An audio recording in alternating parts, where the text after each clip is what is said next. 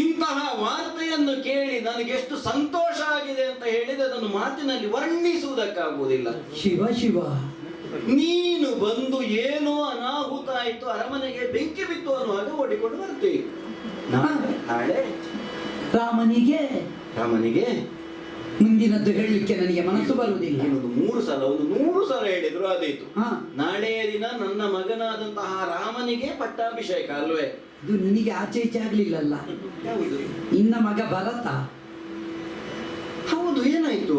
ಮತ್ತೆ ನೀನು ಭರತನೋ ರಾಮನೋ ಲಕ್ಷ್ಮಣನೋ ಶತ್ರುಘ್ನನೋ ಅಲ್ಲ, ನಾವೆಲ್ಲರೂ ಉಳಿದವರಿಗಿಂತ ಹೆಚ್ಚಾಗಿ ರಾಮಚಂದ್ರನನ್ನು ಪ್ರೀತಿಸಿದವರು ಕಂದ ರಾಮಚಂದ್ರ. ಭರತನನ್ನಾದ್ರೂ ಮಗ ಅಂತ ಹೇಳುದು, ರಾಮನನ್ನು ಕಂದ, ನನ್ನ ಮುದ್ದು ಮಗ. ಅವನನ್ನು ನೋಡುವಾಗ ಹೊಟ್ಟೆ ತುಂಬುತ್ತದೆ, ದಾದಿನ ಊಟ ಮಾಡದಿದ್ರು ಅದಿತ್ತು. ಅಂತಹ ಒಂದು ಪ್ರಸನ್ನ ಮುಖ ಅವನದ್ದು. ನಾನೇ ಆಲೋಚನೆ ಮಾಡಿಕೊಂಡಿದ್ದೆ, ಎಷ್ಟು ದಿನ ಸ್ವಾಮಿ ಇನ್ನು ನೀವೇ ಕೂತುಕೊಳ್ಳುವುದು, ಒಂದು ವಯಸ್ಸಿನ ನಿರ್ಬಂಧ ಅಂತ ಇಲ್ಲೂ. ಹಾಗಾದ್ರೆ ಇನ್ನಾದ್ರೂ ಒಂದು ಮಕ್ಕಳಿಗೆ ಅವಕಾಶ ಕೊಡುವ ನನ್ನ ಮನಸ್ಸಲ್ಲೇ ಇತ್ತು. ನಿನಗೂ ಅವರನ್ನು ತೆಗೀಬೇಕು ಅಂತ ಖಂಡಿತ ಅಲ್ವಾ? ಅಲ್ಲ, ಈ ಪ್ರಾಯದ ಗಂಡಂದಿರ ಹೆಂಡತಿಯರಾದ್ರೂ ಎಚ್ಚರಿಸಬೇಕು, ನಿಮ್ಮದ್ದು ಸಾಕು, ಇನ್ನು ಮಕ್ಕಳಿಗೆ ಬಿಟ್ಟುಕೊಡಿ ಅಂತ ಹೇಳ್ಬೇಕ. ನಿಜವಾಗಿ ಸಮರ್ಥರಾದಂತಹ ಉತ್ತರಾಧಿಕಾರಿಗಳು ಇರುವಾಗಲೂ ಯಾಕೆ ಇರಬೇಕು ಅಂತ. ಮತ್ತೆ ಇನ್ನೊಂದು ಉಂಟು, ನಾವು ಕೂತು ಅವರು ಮಾಡುವ ಆಳ್ವಿಕೆ ಚಂದವನ್ನು ನೋಡಬೇಕು ಬೇಡವೋ? ನಿಜ. ಈಗ ಅದನ್ನ ಯಾವಾಗ ನೋಡುದು? ಮತ್ತೆ ಅವರು ಕಲಿಯುವುದು ಯಾವಾಗ ಕಲಿಯುವುದು? ಒಂದು ವೇಳೆ ಸ್ವಲ್ಪ ವ್ಯತ್ಯಾಸ ಆದ್ರೂ ಹಿನ್ನೆಲೆಯಲ್ಲಿ ಕೂತು ನಮಗೆ ಹೇಳಿಕಾಗ್ತದೆ ಪ್ರಾಯದವರಿಗೆ, ನಿಮ್ಮದು ಸರಿ ಇಲ್ಲ, ಸ್ವಲ್ಪ ವ್ಯತ್ಯಾಸ ಮಾಡಿಕೊಳ್ಳಿ ಮಾಡಿಕೊಳ್ಳಿ.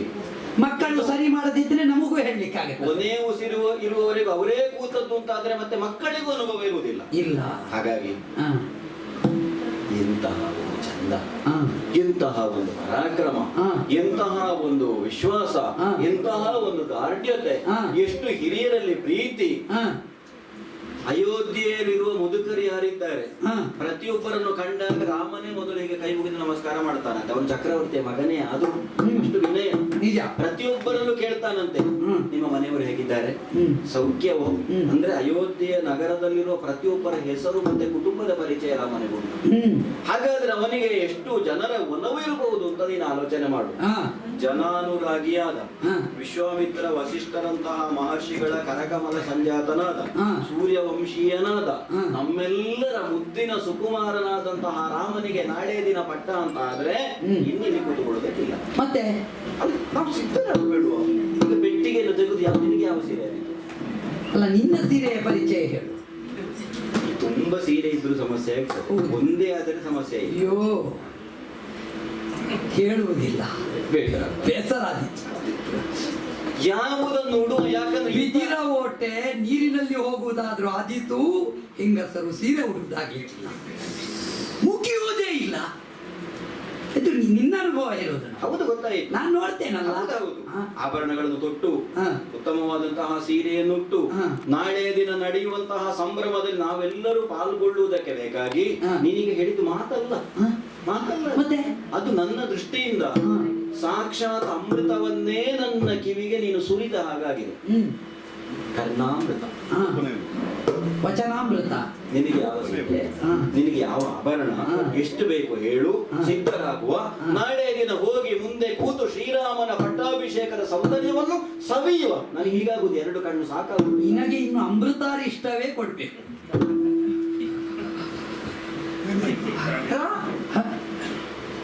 ಏನೇ ಹರಣಿಯ ದಿಪದಿತ್ವ ರಾಮಗಾದರೆ ನಿನ್ನ ಭರತಗಾತನಲ್ಲಿ ತಾಕರಿಯ ಗುಣಮ್ಮ ಅಮ್ಮ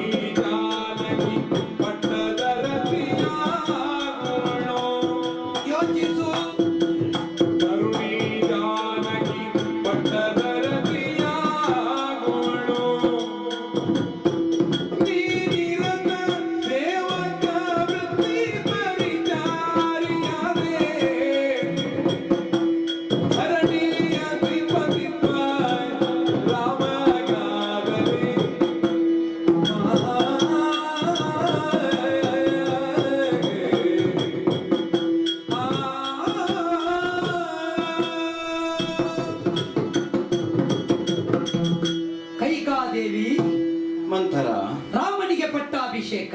ಇಂತಹ ಸಂತೋಷದ ವರ್ತಮಾನ ಇದು. ನಿನಗೆ ಸಂತೋಷ ಆದ್ರೂ ನನಗೆ ದುಃಖ.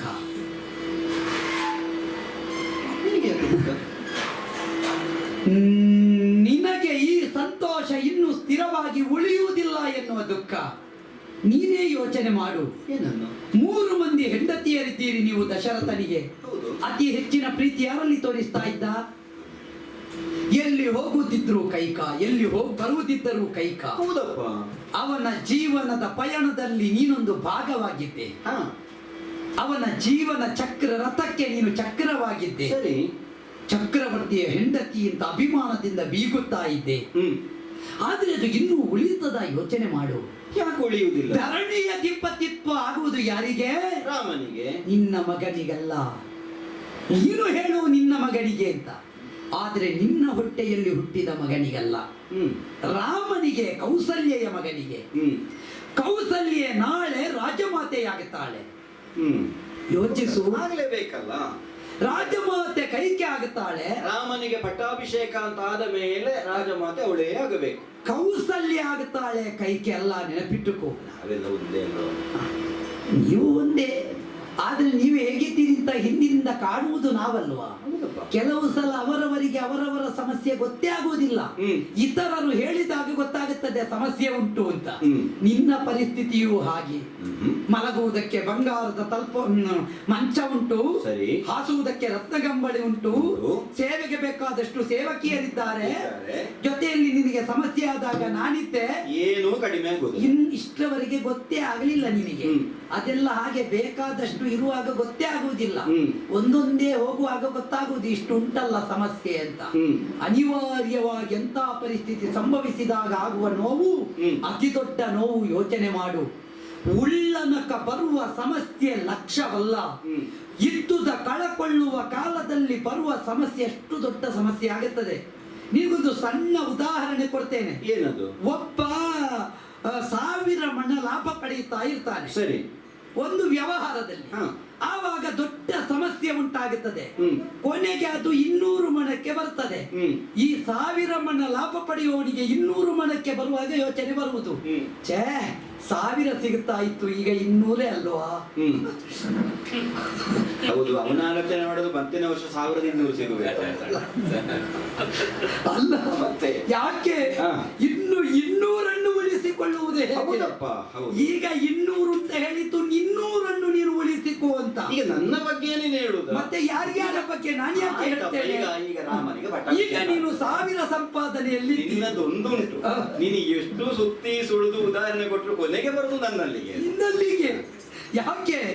ಈಗ ನೀನು 1000ದಲ್ಲಿದ್ದಿ, ಸರಿ, 1000 ಇರದಂತೆ ಇದ್ದಿ. ಈಗ ನಿನ್ನದಾದಂತಹ ಸ್ಥಾನ ಬದಲಾಗುತ್ತದೆ. ಯಾಕೆ?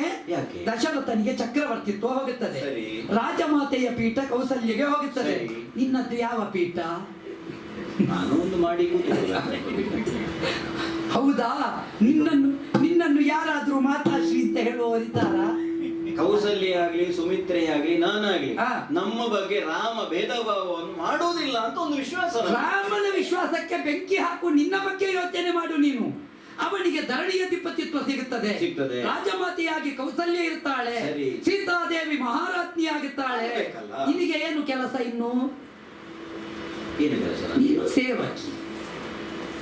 ನಿನ್ನ ದಾರಿಗೆ ನನ್ನನ್ನು ಕರ್ಕೊಂಡು ಹೋಗುದು ಅಲ್ಲ, ನೀನು ಅಲ್ಲಿಗೆ ಬರ್ಬೇಕಾಗುತ್ತದೆ. ಯಾಕೆ? ನೀನು ಸೇವಕಿಯಾಗತ್ತಿ, ಚಾಕರಿಯವಳಾಗತ್ತಿ. ನಿನ್ನನ್ನು ಯಾರೂ ಲಕ್ಷಿಸುವುದಿಲ್ಲ. ಹೇಗೂ ಈ ಮುದುಕ ವಾನಪ್ರಸ್ಥಕ್ಕೆ ಹೋಗುತ್ತಾನೆ, ನಿನಗೆ ಗತಿ ಇಲ್ಲ ಅಂತ ಆಗುತ್ತದೆ. ಆ ಕಾಲದಲ್ಲಿ ನೀನು ಒಬ್ಬಳು ಸೇವಕಿಯಂತೆ ಬದುಕಬೇಕಾಗುತ್ತದೆ. ಇದನ್ನು ನಿನ್ನ ಸೇವಕಿಯಾಗಿ ಬದುಕಿದ ನಾನು ಕಂಡುಕೊಂಡಿದ್ದೇನೆ ಕೈಕಾ. ಯೋಚನೆ ಮಾಡು. ನಿನ್ನ ಗಂಡ ನಿನ್ನಲ್ಲಿ ಒಂದು ಮಾತು ಹೇಳಿದನಾ? ಇಲ್ಲ. ಮತ್ತೆ ಅವನಿಗೆ ನಿರ್ಣಯ ಮಾಡ್ಲಿಲ್ವಾ? ನೀನು ಒಂದು ರಾಜಮಾತೆಯ ಸ್ಥಾನದಲ್ಲಿದ್ದವಳಲ್ವಾ, ಅಂದ್ರೆ ಮಹಾರಾಣಿಯ ಸ್ಥಾನದಲ್ಲಿದ್ದವಳಲ್ವಾ? ಸಮಾಲೋಚನೆ ಅಂದ್ರೆ ಗಂಡ ಹೆಂಡತಿ ಮಾಡಿ ಮತ್ತೆ ಅಲ್ವಾ ಅವರಿಗೆ ಉತ್ತರರಿಗೆ ತಿಳಿಸುವುದು. ಒಂದು ವಿಷಯವು ಹೇಳದೆ ನಿನ್ನನ್ನು ಹೀಗೆ ನಿಲ್ಲಿಸಿದ್ದಾನೆ ಅಂತ ಆದ್ರೆ ಇನ್ನು ರತ್ನಗಂಬಲಿ ಅಲ್ಲ, 2 ತಾಳ ಹಿಡ್ಕೋ. ನಾನಿನ್ನ ದಾಸನಯ್ಯ ಅಂತ ಭಜನೆ ಹೇಳು. ನಿನ್ಗೆ ಅದೇ ಪರಿಸ್ಥಿತಿ. ಅಲ್ಲ, ನಾನು ತಾಳ ಹಿಡಿದು ಹೇಳಿ ಏನು, ಅದು ದೊಡ್ಡದಲ್ಲ, ಅದು ಹೇಳಿ ಏನು. ಆದ್ರೆ ಜಾಗ ಇದಲ್ಲ. ಈಗ ನೀನು ಹೇಳಿದ್ದುಂಟಲ್ಲ, ನೀನು ಹೇಳಿದ ಇಷ್ಟು ಕೂಡ ಲಯದಲ್ಲಿತ್ತು, ತಾಳದಲ್ಲಿತ್ತು ಅಂತ ಹೇಳುದಾ? ಮಾತಾಡ್ತೀಯಲ್ಲ ನನ್ನ ಹತ್ರ. ಈ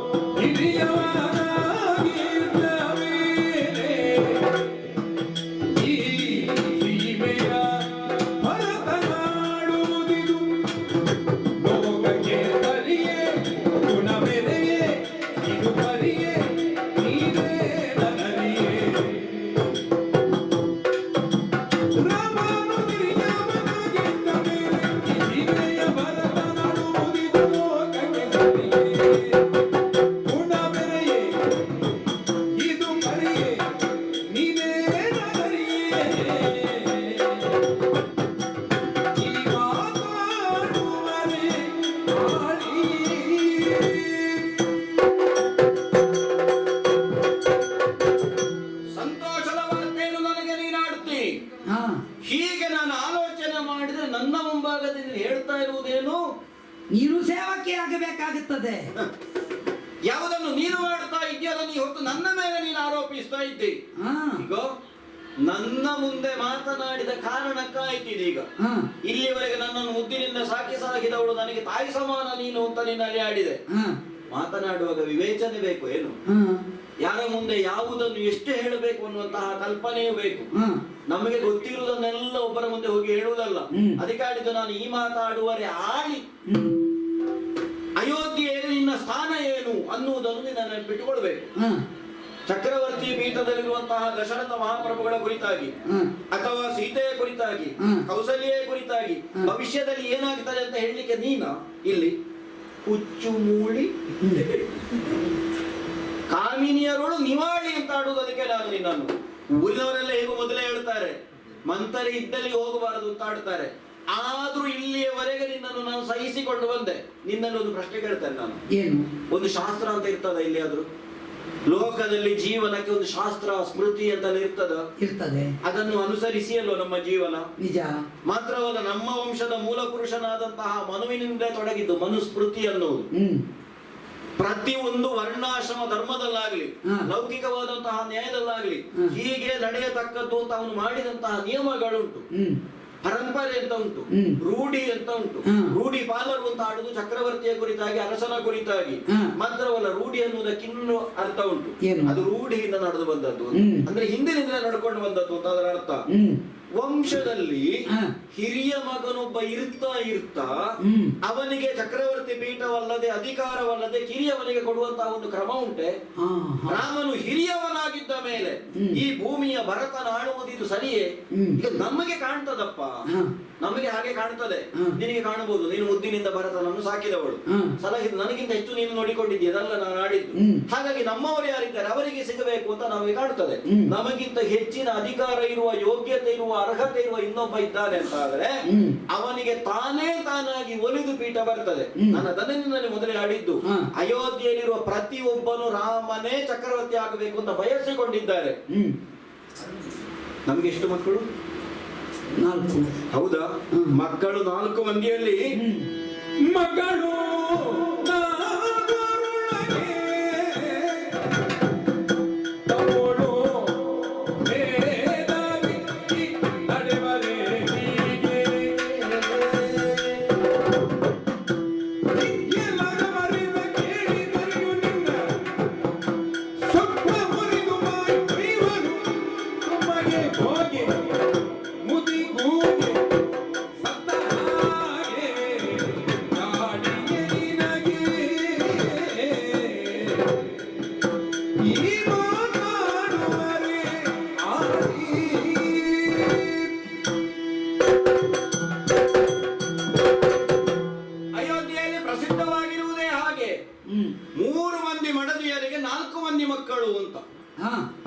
ಪ್ರತ್ಯೇಕವಾಗಿ ಹೇಳುವುದಿಲ್ಲ. ಕೆಲವು ಬಾರಿ ಮಕ್ಕಳಿಗೂ ಕೂಡ ತಾವು ಯಾರ ಬಳಿಗೆ ಹೋಗ್ತೇವೆ ಅಂತ ಗೊತ್ತಿರುವುದಿಲ್ಲ.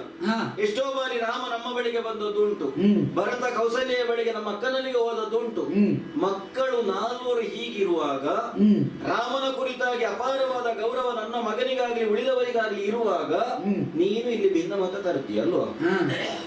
ಈಗ ಮೊದಲೇ ನಿನಗೆ ನಡಿಲಿಕ್ಕಾಗುವುದಿಲ್ಲ, ಸರಿ. ನಾನು ಆಗ್ಲೇ ಹೇಳಿದೆ, ಒಂದು ವೇಳೆ ನನ್ನಲ್ಲಿ ನೀನು ಹೇಳಿದ ಮಾತು ಊರಿನಲ್ಲಿ ಯಾರಾದ್ರೂ ಒಬ್ಬರಿಗೆ ಕೇಳಿದ್ರೆ ಮತ್ತೆ ನೀನು ನಡೀಲಿಕ್ಕೆ ಇಲ್ಲ. ನಿನ್ನನ್ನು ಹೊಡೆದು ಸೊಂಟ ಹುರಿದಾಕಿಯರು, ಕಾಲು ಹುರಿದಾಕಿಯರು. ಒಂದು ಕಾಗೆ ಅಂತ ಒಂದು ಉಂಟು ಹಕ್ಕಿ, ಅದಕ್ಕೆ ಒಳ್ಳೇದು ಕೊಟ್ಟರೆ ಬೇಕಾಗುವುದಿಲ್ಲ. ಅದು ಊರಿನಲ್ಲಿ ಇಲ್ಲಿ ಕೊಳಕುಂಟು, ಅದನ್ನೇ ಹುಡುಕಿ ಅದರ ಬಳಗವನ್ನು ಕರೆಯುದು, ಕಾ ಕಾ ಅಂತ. ಇಲ್ಲಿ ಕೊಳಕುಂಟು ಬನ್ನಿ ಅಂತ. ಹಾಗೆ ಹಾಗೆ ಮಾತಾಡ್ತೀಯ ನೀನು? ಪಿಂಡ ಬಿಡುವಾಗ ಅದೇ ಬೇಕು, ಪಿಂಡ ಬಿಡುವಾಗ ಬೇಕಾಗ್ತದೆ, ಅದು ಕೊಟ್ಟ ವರ ಅದಕ್ಕೆ. ಈಗ ನೀನು ನನಗೆ ಪಿಂಡ ಬಿಡ್ತೀಯ ಅಂತ ಕಾಣುದು ನನಗೆ, ಮಾತಾಡಿ ಮಾತಾಡಿ. ಜಗತ್ತಿನಲ್ಲಿರುವಂತಹ ಪ್ರತಿಯೊಂದು ಜೀವಿಯಾಗಲಿ, ಜ್ಞಾನಿಗಳಾಗಲಿ, ಋಷಿಗಳಾಗಲಿ, ಮನುಷ್ಯರಾಗಲಿ, ಪ್ರಾಣಿಗಳಾಗಲಿ, ಸೂರ್ಯ ಉದಯಿಸಲಿ ಸೂರ್ಯ ಉದಯಿಸಲಿ ಸೂರ್ಯ ಉದಯಿಸಲಿ ಅಂತ ಕಾಯುವುದು. ನೀನೇ ನೋಡತ್ತೆ, ಸೂರ್ಯ ಉದಯಿಸುವ ಹೊತ್ತಿಗೆ ಭೂಮಿಯಲ್ಲಿ ಏನು ಹಕ್ಕಿಗಳ ಕಲರವ, ಏನು ಜ್ಞಾನಿಗಳ ನಿತ್ಯ ವಿಧಿಗಳು, ಸಂಧ್ಯಾ ವಂದನೆ, ಭೂಮಿಯೇ ತಾನು ಸೂರ್ಯನನ್ನು ಸ್ವಾಗತಿಸ್ತಾ ಇದೆ ಅನ್ನುವ ಹಾಗೆ ಕಾಣುತ್ತದೆ. ಆದ್ರೆ ಒಂದಕ್ಕೆ ಮಾತ್ರ ಸೂರ್ಯ ಉದಯಿಸುವಾಗ ಸಿಟ್ಟು ಬರುದಂತೆ. ಬೈದುಕೊಂಡು ಕೂತು ಅದಕ್ಕೆ ಗೂಬೆ ಅಂತ ಹೆಸರು. ಅದೊಂದೇ, ಬೇರೆಲ್ಲದಕ್ಕಾಗ್ತದೆ ಸೂರ್ಯ ಹುಟ್ಟಿದೆ. ಗೂಬೆಗೆ ಒಂದಕ್ಕಾಗುವುದಿಲ್ಲ.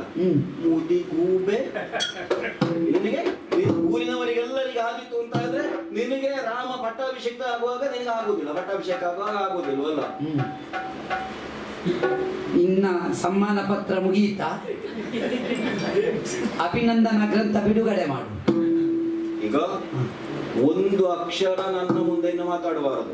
ಒಂದು ನಿಷ್ಠೆಯಿಂದ, ಪ್ರತಿ ಒಂದು ಕಡೆಯು ನಿಷ್ಠೆಯಿಂದ ಯಜಮಾನನ ಜೊತೆಗಿರುವ ಒಂದು ಪ್ರಾಣಿ ಉಂಟು, ಅದಕ್ಕೆ ನಾಯಿ ಅಂತ ಹೆಸರು. ನೀನು ಮುದಿ ನಾಯಿ ಹಾಗೆ ಈ ಕೋಣೆಯಿಂದ ಹೊರಗೆ ಹೂವಲ್ಲಿ ಮಾತಾಡದೆ ಕೂತೆ ಅಂತ ಆದ್ರೆ ಸರಿ, ಇಲ್ಲದಿದ್ದರೆ ನಿನ್ನ ಕುತ್ತಿಗೆ ಕೈ ಹಿಡಿದು ನಾನೇ ಹೊರಗೆ ನುಗ್ಗಿ ಆಗ್ತೇನೆ. ಈ ಮನೆಗೆ ಅಪಾಯ ಬರುವಾಗ ಕೂಗುವುದು ಯಾವುದು? ಇವಳಿಗೆ ಗೊತ್ತಾಗಲಿಲ್ಲ ಇನ್ನೂ ಅಪಾಯ ಬಂದಿದೆ ಅಂತ. ನಾನು ಕೂಗುತ್ತಾ ಇದ್ದೇನೆ. ಬೇಕಾ ಸುಖಿನ ಗಿಣ್ಣವಳು ಜಗ್ಗುಲಿತಿಯೇ ಹೋಗು ನಾಯೇ ಸುಮ್ಮನೆ ಎನರು ಮಕ್ಕಳು ಹೃದಯವ ಮಾಯಾರ ಕಥಿಗೆ ಮಕ್ಕಳು ಹೃದಯವ ಮಾಯಾ ರಕ್ಕತಿ ಕದಡಿದಳು ಕೈಗೆ ಅಂತ ಕರಣೋ ಕದಡಿದಳು ಕೈಗೆ ಅಂತ ಕರಣೋ. ಬಹಳಷ್ಟು ಯೋಚಿಸಬೇಕಾದ ಅನಿವಾರ್ಯತೆ ಉಂಟು. ಮಂಥರೆಯ ಅಂತರಂಗವನ್ನು ಎಚ್ಚರಿಸುತ್ತಾ ಉಂಟು ಒಡಲ ಭಾವ. ಮಂಥರ ಯಾವತ್ತಿದ್ದರೂ ಇಲ್ಲಿ ಕೈಕೇಯ ಅಂತರಂಗವನ್ನು ಮಥನ ಮಾಡಬೇಕು ನೀನು. ಇದು ಕಾಣುವವರ ಕಣ್ಣಿಗೆ ವಿಷಾಂತ ಕಂಡರು ಲೋಕಕ್ಕೆ ಅಮೃತೋಪಮವಾದಂತಹ ಸ್ಥಿತಿ ನಿರ್ಮಾಣಕ್ಕೆ ಕಾರಣವಾಗುತ್ತದೆ. ಕೈಯನ್ನು ಉಂಡಾಗ ಮಾತ್ರ ಒಳಗಿದ್ದ ರೋಗ ನಿವಾರಣೆಯಾಗುವುದಕ್ಕೆ ಸಾಧ್ಯವಾಗುತ್ತದೆ. ಕೈಕೇಯಿಯ ಅಂತರಂಗವೆಂಬ ಸಮುದ್ರವನ್ನು ಕಳಕಿ ಅಲ್ಲಿ ನಾನು ವಿಷ ಬೀಜವನ್ನು ಬಿತ್ತಿದೆ, ವಿಷಮ ವಿಷಯವನ್ನು ಬಿತ್ತಿದೆ ಅಂತ ಆದ್ರೆ ಪರಿಣಾಮದಲ್ಲಿ ರಾಮ ಊರು ಬಿಡುತ್ತಾನೆ. ಲೋಕಕ್ಕೆ ಕಲ್ಯಾಣವಾಗುವ ಕಾಲ ಸಂಘಟಿಸುತ್ತದೆ. ನಾನು ಎಲ್ಲಿಂದ ಬಂದವಳು, ಹೇಗೆ ಬಂದವಳು ಎನ್ನುವುದನ್ನು ಊಹಿಸುವುದು ಬೇಡವೇ? ನನ್ನೊಳಗೊಂದು ಮಾಯೆ ಆವೃತವಾಗುತ್ತಾ ಉಂಟು. ಮಾಯಾವರಣದಿಂದ ಕೂಡಿರುವ ಪ್ರಪಂಚದಲ್ಲಿ ಮಂಥರೆಯೇ ಮಾಯೆ. ಮಾಯೆಯ ಪ್ರಭಾವವನ್ನು ಕಾಣಿಸಬೇಕಾದದ್ದು ಕೈಕೇಯಿಯ ಮೈಗೆ ಬಂದೇ ಆಗಬೇಕು. ಅದಕ್ಕೆ ಬೇಕಾಗಿ ನನ್ನೊಳಗಿರುವ ಮಾಯಾವರಣವೇ ಆಕೆಯ ಒಡಲನ್ನು ಸೇರುವ ಹಾಗೆ ಮಾಡಬೇಕು, ಹೊರಡುವುದಲ್ಲ. ಅವಳ ಮಾತಿನಂತೆ ಅದು ಅಂತಃಪುರದ ಬಾಗಿಲಿಂದ ಹೊರ ನಿಂತಿದ್ದೇನೆ. ನೋಡೋಣ, ಮನಸ್ಸು ಬದಲಾಗುತ್ತದೆ ಅಂತ ಆದ್ರೆ ಆಗುತ್ತದೆ. ನಾನು ಹೊರಟೆ, ನಾನು ಬೇಡಲ್ಲ. ಮಗಳೇ ತಾಯಿಯನ್ನು ಹೊರಗೆ ಹಾಕ್ತಾಳೆ ಅಂತಾದ್ರೆ ಯಾಕೆ ಆ ತಾಯಿ? ಮಂತರ ಒಂದು ಕ್ಷಣ ನಿಲ್ಲುತ್ತೀಯ. ಯಾಕೆ ನಿಲ್ಲಬೇಕು? ನಾನು ಗೂಬೆ ಅಲ್ವಾ? ಹಾಗೆ ಹೇಳಿದ ನಾನು ಇಲ್ವಾ? ಗೂಬೆಯನ್ನು ನೋಡಬಾರದು. ಗೂಬೆಯೂ ಒಳ್ಳೆಯ ಲಕ್ಷಣದ್ದು ಅಂತ ಗೊತ್ತುಂಟ ನನಗೆ. ಅದು ಯಾವಾಗದಿಂದ? ಹೌದಪ್ಪ, ಕೆಲವರೆಲ್ಲ ಹೇಳ್ತಾರೆ ಹಾಗೆ, ಗೂಬೆ ಕೂಗುವುದು ಕೇಳಿದ್ರೆ ಒಳ್ಳೇದಾಗ್ತದೆ ಪರಿಣಾಮದಲ್ಲಿ. ಮಾತ್ರ ಅಲ್ಲ, ರಾತ್ರಿ ಹೊತ್ತಿಗೆ ಸಕಲ ಜೀವಿಗಳು ಮಲಗಿದ ಹೊತ್ತಿನಲ್ಲಿ ಗೂಬೆ ಒಂದೇ ಎಚ್ಚರದಲ್ಲಿ ಇದ್ದು ಲೋಕವನ್ನು ನೋಡ್ತದೆ. ಅದು ಹೇಗೆ ಕೇಳಿದ್ರೆ ಜ್ಞಾನಿಗಳ ಹಾಗೆ. ಹೌದು. ಹೌದೌದು. ಈಗ ನನ್ನಲ್ಲಿ ಒಂದು ಒಳ್ಳೆತನ ಕಂಡೆ ನೀನು. ಮಾನ ಏನು? ನಾನು ಮುದಿ ನಾಯಿ ಯಾರಿಗೆ ಬೇಕು ಸುಮ್ಮನೆ? ಅದಕ್ಕಿರುವಷ್ಟು ನಿಷ್ಠೆ ಬೇರೆ ಯಾವುದಕ್ಕಾದ್ರೂ ಉಂಟೇನೆ? ಈಗ ನೀನೇ ಆಲೋಚನೆ ಮಾಡು. ನಿನ್ನನ್ನು ನಾನು ಬೈದೆ, ಹೊರಗೆ ಹೋಗುವಂತ ದೂಡಿದೆ, ಆದ್ರೂ ನಿನಗೆ ನನ್ನ ಮೇಲೆ ಸಿಟ್ಟು ಬಂತ? ಸಿಟ್ಟಿಲ್ಲ, ನೋವುಂಟು. ಯಾಕೋ ನೋವು? ನಿನಗೂ ಈ ಗತಿ ಬರ್ತದಲ್ಲ. ಅಲ್ಲ ನೀನು ಯೋಚನೆ ಮಾಡು. ಏನು? ಈಗ ನಾನು ಹೇಳಿದ್ರೆ ನಿನಗೆ ಕೋಪ ಬರ್ತದೆ. ಹೌದು. ಈಗ ನೀನು ಅತಿ ಪ್ರೀತಿಯ ಹೆಂಡತಿ ಹೌದಾ? ಹೌದು. ನಿನ್ನಲ್ಲಿ ಒಂದು ಮಾತು ಕೇಳಿದಾನ? ಈಗ ಇದ್ದವರಿಗೆಲ್ಲ ಮಂತ್ರಿ ಮಹಾವೀರ ಎಲ್ಲ ಸಿದ್ಧತೆ ಮಾಡು, ತಳಿರು ತೋರಣ ಕಟ್ಟು ಅಂತ ಹೇಳಿದ್ರಲ್ಲ. ಹೌದು. ನಿನ್ನ ಮಗ ಇದ್ದಾನೆ ಇಲ್ಲಿ ಭರತ? ಇಲ್ಲ. ಈಗ ರಾಮನಿಗೆ ಆಗಲಿ ಬಿಡು, ಭರತ ಇರ್ಬೇಕಾ ಬೇಡುವಾ? ಹೌದು. ಶತ್ರುಘ್ನ ಇರ್ಬೇಕಾ ಬೇಡುವಾ? ಅಂದ್ರೆ ಜೀವನದಲ್ಲಿ ಒಮ್ಮೆ ಸಿಗುವ ಅವಕಾಶ ಪಟ್ಟಾಭಿಷೇಕ ಅನ್ನೋದು ನಾಳೆ ಆಗುತ್ತದ? ಇಲ್ಲ. ಅವನಿಗೆ ಇಲ್ಲದೆ ಇರುವಾಗ ಇವರು ಪಟ್ಟಾಭಿಷೇಕ ಮಾಡುದು ಎಲ್ಲ ನೀನು ಯೋಚನೆ ಮಾಡುದು, ತಲೆ ಇತ್ತು ಯೋಚನೆ ಮಾಡುದು. ನನ್ನಂತ ಮುದುಕಿಗೆ ತಲೆಗೆ ಹೋಗುತ್ತದೆ, ಮುದಿನಾಯಿಗೆ ತಲೆಗೆ ಹೋಗುತ್ತದೆ, ಗೂಬೆಗೆ ಹೋಗುತ್ತದೆ. ನೀನು ಒಳ್ಳೆಯವಲ್ಲ ಅಲ್ಲ? ಒಂದೇ ಒಂದು ನಾನು ಆಲೋಚನೆ ಮಾಡೋದು, ಈ ಬುದ್ಧಿ ಎಲ್ಲ ನಿನ್ನದು ನಿನ್ನ ಬೆನ್ನಿನ ಗೂನಿನಲ್ಲೇ ಇರುವುದು. ಅದು ಬೇಕಾದ ಹಾಗೆ ಬರ್ತದೆ ನಿನಗೆ, ನಮಗೆ ಅದು ಆಗ ಆಗುವುದಿಲ್ಲ ಅಂತ. ಈಗ ಭರತ ಶತ್ರುಘ್ನರಿಲ್ಲದಿರುವ ಹೊತ್ತಿಗೆ ನೋಡಿ ನನ್ನವರು ಯಾಕೆ ಯಾಕೆ ಯೋಚನೆ ಮಾಡ್ಬೇಕು? ನನ್ನಲ್ಲಿ ಒಂದು ಮಾತು ಕೇಳಲಿಲ್ಲ. ಈಗ ನೀನ್ ಅದು ಎಂತದ್ದು ಹೇಳ್ತಾರಲ್ಲ, ಎಂತದ್ದು ಮಂತ್ರಿಯ ಸ್ಥಾನ ಯಾರಿಗೆ? ಹೆಂಡತಿಗೆ. ಅದು ಎಂತದ್ದು ಕಾರಣ? ಹೌದಪ್ಪ. ಕಾಲೇಶು ಮಂತ್ರಿ, ಕರ್ಣೇಶು ದಾಸಿ, ಭೋಜ್ಯೇಶು ಮಾತಾ, ಶಯನೇಶು ವೇಶ್ಯ, ರೂಪೇಶು ಲಕ್ಷ್ಮಿ, ಕ್ಷಮಯ, ದರಿದ್ರಿ, ಇಷ್ಟು ದೊಡ್ಡ. ಅದು ನೀನು ಹೇಳಿದ ಗ್ರಂಥದಲ್ಲಿ ಇಲ್ವಾ? ಅದು ಗ್ರಂಥದಲ್ಲಿ ಇರ್ಲಿಕ್ಕೆ ಮಾತ್ರವಾ? ನಿಮ್ಮ ಗಂಡ ಓದಲಿಲ್ವಾ ಅದನ್ನು? ಅದು ನಾನು ಆಗ ಹೇಳಿದೆ, ನಾವು ಶಾಸ್ತ್ರ ಮೀರಿ ನಡೆಯುವವರಲ್ಲ ಅಂತ ಹೇಳಿ. ಹಾಗಿದ್ರೆ ಅವ ಮೀರ್ಲಿಲ್ವಾ? ಯೋಚನೆ ಮಾಡುವ ನೀನು. ಈಗ ನಿನ್ನನ್ನೊಂದು ಕರೆಯುವುದು, ಒಂದು ಗಂಡ ಹೆಂಡತಿ ಮಾತಾಡಿಕೊಳ್ಳುವುದು, ಹೇಗೆ ನಾವು ಮುಂದೆ ಒಂದು ವೈಭವ ಮಾಡುವುದು. ಇದು ನಿನಗೆ ಈಗ ಹೆಣ್ಣು ಮಕ್ಕಳ ವಿಷಯ ನೋಡು. ನೀನು ಒಂದು ವರ್ಷದಲ್ಲಿ ಒಂದು 10 ಹಬ್ಬ ಬರಲಿ, ಗಂಡನಲ್ಲಿ ಹೇಳ್ತಾರೆ ಇಲ್ವಾ ಈ ಸಲ ಯಾವ ಸೀರೆ ಹೇಳಲೇಬೇಕಲ್ಲ. ನಿಶ್ಚಿತಾರ್ಥಕ್ಕೆ ಒಂದು, ಯಾರದಾದ್ರೂ ನಿಶ್ಚಿತಾರ್ಥ ಇದ್ರೆ ನಿಶ್ಚಿತಾರ್ಥದ್ದು ಮದುವೆಗೆ ಆಗುದಿಲ್ಲ, ಹೇಗಾಗ್ತದೆ ಅಲ್ವಾ? ಮದುವೆಗೆ ಒಂದು, ಮಾರನೇ ದಿವಸ ಅವನ ಅಥವಾ ಅವಳ ಮನೆಗೆ ಹೋಗುವಾಗ ನಿನ್ನೆತ್ತೆ ಹಾಕುವುದಾ? ಇವತ್ತಿಗೊಂದು ಹೊಸತ್ತು ಬೇಡ, ಒಂದು 3 ಸೀರೆಯ ಪಟ್ಟಿ ಆದ್ರೂ ಬರುದಿಲ್ಲ. ವಿಷಯ ಕೇಳು, ನಿನಗೊಂದು ಪಟ್ಟಾಭಿಷೇಕಕ್ಕೆ ಒಂದು ಸೀರೆ ಆದ್ರೂ ಬಂತ? ಒಂದು ಸೀರೆ ಬಿಡು, ಈಗ ನಾಳೆ ಆಗ್ತದೆ ಅನ್ನೋದು ನನಗೇ ಗೊತ್ತಿಲ್ಲ. ಈಗ ಯೋಚನೆ ಮಾಡು, ಇದರಲ್ಲಿ ವಂಚನೆ ಉಂಟಾ ಇಲ್ವಾ? ಅಲ್ಲ, ನಾನು ಗೂಡು ಬೆನ್ನಿನವಳು, ತಲೆ ಇಲ್ಲ, ಮುದುಕಿ, ಯೋಚನೆ ಮಾಡು. ಒಂದಂತೂ ಸತ್ಯ, ಊರಿನಲ್ಲಿರುವ ಹೊಲಸನ್ನೆಲ್ಲ ಶುದ್ಧ ಮಾಡುವುದು ಯಾವುದು ಅಂತ ಕೇಳಿದ್ರೆ ಹಾಗೆ ಇದ್ದಲ್ಲಿ ಮತ್ತೆ ಹೊಲಸಿಲ್ಲ ಅಂತ. ಸ್ವಚ್ಛತಾ ಅಭಿಯಾನ ನಮ್ಮದು. ನನ್ನ ಮನಸ್ಸನ್ನು ನನ್ನ ಬುದ್ಧಿಯನ್ನು ಸ್ವಚ್ಛ ಮಾಡಿದೆ ಇಲ್ಲ ನೀನು ಇಷ್ಟವರೆಗಿದ್ದ ಮಾಲಿನ್ಯವನ್ನು ಕಳೆದು. ಮಂಥರೆ ಸಖಿನಿ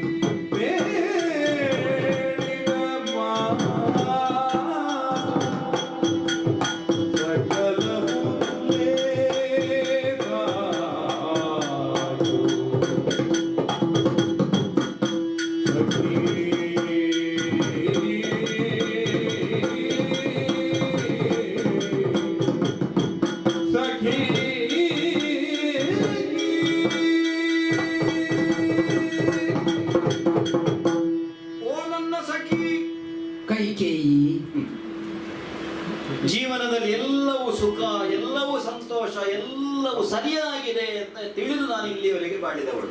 ಹಾ ಈಗ ಗೊತ್ತಾಯ್ತು ಏನು ಇಲ್ಲಿಯೋ ಒಂದು ಕಡೆ ಸರಿ ಇಲ್ಲ ಅಂತ. ಅರ್ಥ ಆಯ್ತಲ್ಲ.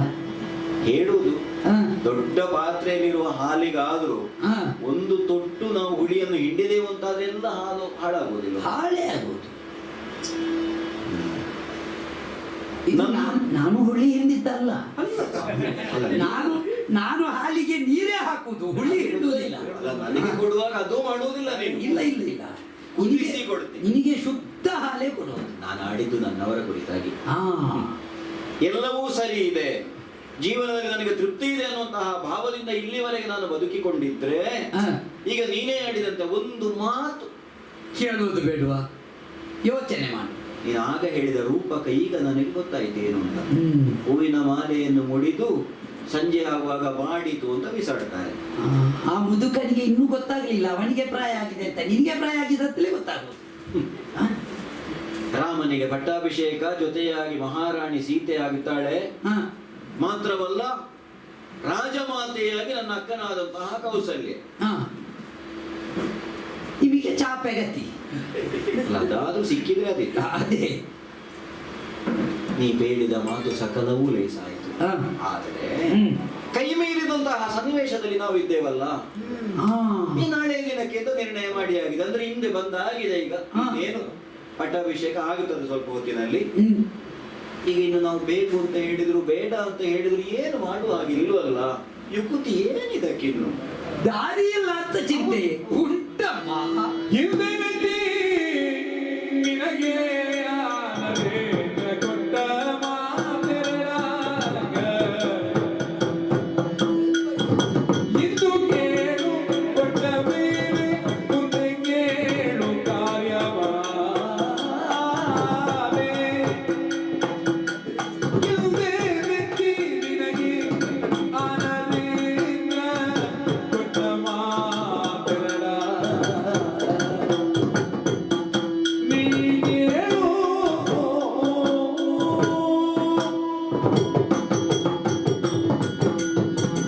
ದಶರಥನ ಅಂತರಂಗ ಏನು ಅಂತ ಈಗ ನೀನು ಅರ್ಥ ಮಾಡಿಕೊ. ಹ್ಮ್ ಹಿಂದೊಮ್ಮೆ ದಿಗ್ವಿಜಯಕ್ಕಾಗಿ ಹೋಗುವಾಗ ನಿನ್ನನ್ನು ನೀನಾಗಿ ಕೇಳಿದವ ಕರ್ಕೊಂಡು ಹೋದದ್ದ ಮದುವೆಯಾದ ಹೊಸತು ಅಲ್ವೇ? ಬರ್ತೇನೆ ಹೇಳಿದೆ, ಜೊತೆಯಾಗಿ ಹೋದೆವು. ಆವತ್ತು ಒಟ್ಟಿಗೆ ನಿನ್ನನ್ನು ಕರ್ಕೊಂಡು ಹೋಗುತ್ತಾ ಇದ್ದ ದಶರಥನಿಗೆ ಇವತ್ತು ನಿನ್ನ ನೆನಪಿಲ್ಲ. ಹಾಗಿದ್ರೆ ನೀನು ನೆನಪಿನಲ್ಲಿಟ್ಟುಕೊಳ್ಳಬೇಕಾದ ವಿಷಯ ಇದು. ಹಾ, ಈಗ ರಾಮಚಂದ್ರನಿಗೆ ಪಟ್ಟಾಭಿಷೇಕ ಅಂತ ನಿರ್ಣಯ ಆಗಿದೆ, ಆಗಲಿಲ್ಲಲ್ಲ?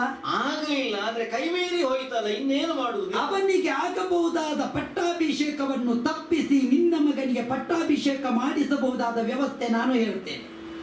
ನೀನು ಯೋಚನೆ ಮಾಡು. ಹಾ. ನಿನ್ನ ಅಪ್ಪಯ್ಯನಲ್ಲಿ ಹಾ.